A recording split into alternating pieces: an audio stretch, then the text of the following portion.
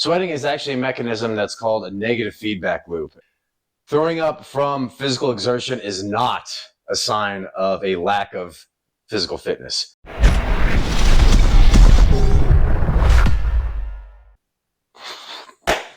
What's going on, everybody? Hey, it's Hopper. We got Brutus. We're coming back at you with another video. This video today is titled Training Myths and Misconceptions. We will cover several topics today, so grab your popcorn, sit down, strap yourself in, we'll get started. Okay, so the first training misconception that we will discuss is sweating. And this one's one of my favorites. Sweating is a huge misconception. We will often hear the phrase, oh, this person was in such good shape that she worked out for, an hour and a half, or this person ran up all these stairs and hiked for 3 hours and they didn't even break a sweat. And that is completely false.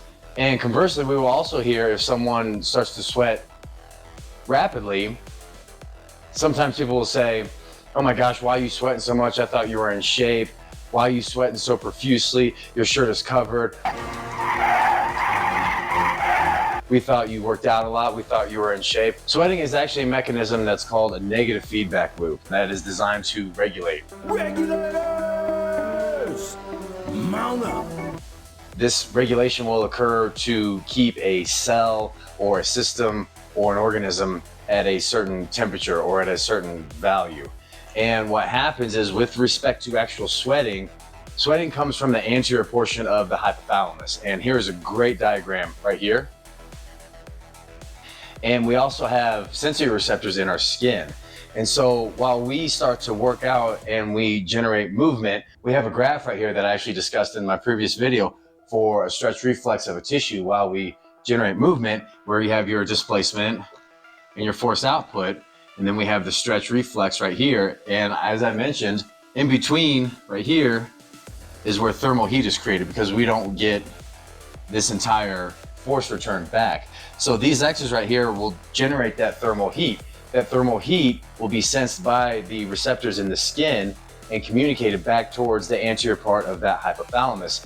And therefore that will start the regulation process and the sweating will start to occur.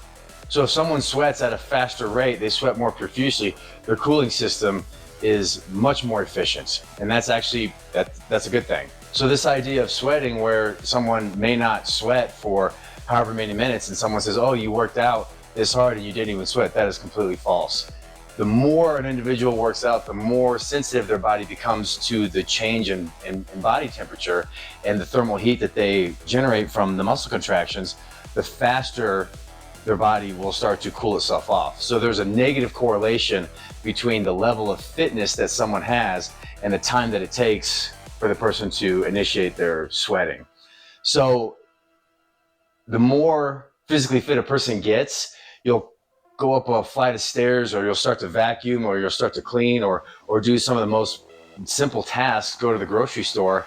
And if you start to feel as if you're sweating and you think, my God, what the hell is going on? No, that's just the fact that your body is sensing the change in heat much faster than a person that doesn't exercise regularly. A great example would be if you went out to go salsa dancing, where you're operating at 30 to 40% versus 70 or 80% in a workout, and your body doesn't know what you're actually doing. The actin and myosin fibers in our tissues, all they know are muscle contractions. They don't know that you're vacuuming,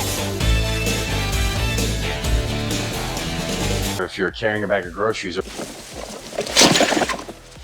if you're salsa dancing. It's just muscle contractions. Those muscle contractions they will generate that thermal heat, send that information up to the anterior part of the hypothalamus, and start to initiate that sweat sequence. So if someone sweats easily, they're typically way more accustomed to exercise and the change in body temperature that they will experience. So does that make sense? Yeah. Okay, next topic, throwing up.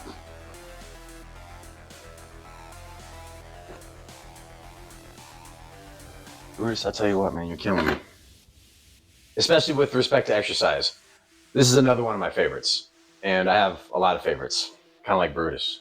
Brutus is one of my favorites.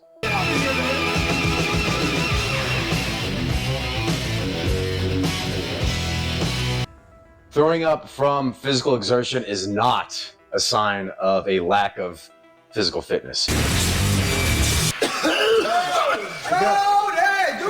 And that was the first time ever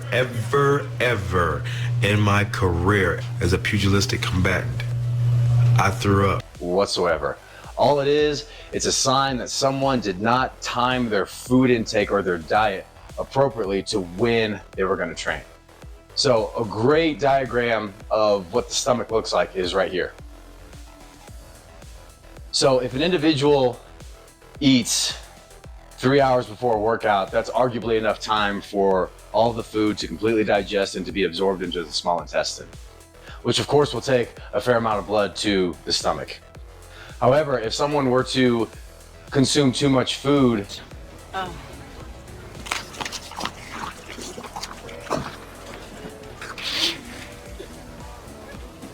too soon before a workout, especially if the workout is vigorous and at high intensities, all of a sudden we have a struggle of where the blood will go in the body. So we have the feed and breathe section, and then of course we have the blood that needs to go to the extremities. So if we place a stimulus on our bodies, such as physical fitness, and we train and we work out, we're running on the treadmill or we're squatting, the blood will want to remove itself from the feed and breathe section and move out to our extremities to deliver oxygen to the respiring tissues.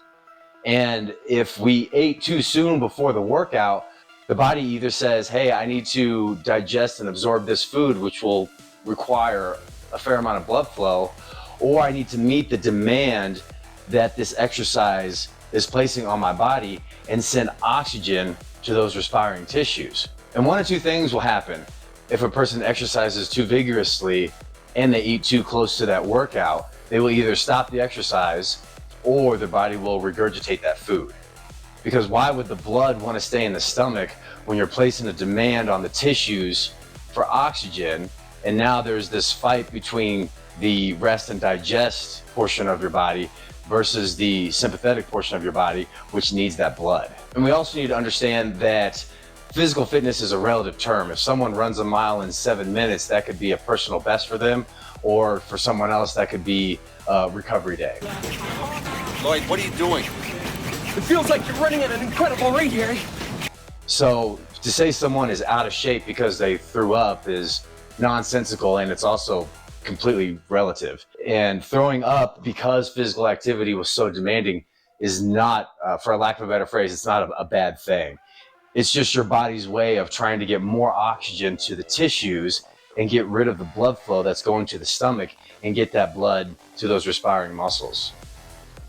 And I recall watching this episode, and everyone thinks it's such a bad thing when Shoney Carter threw up. It's like, no, you just mistimed your food.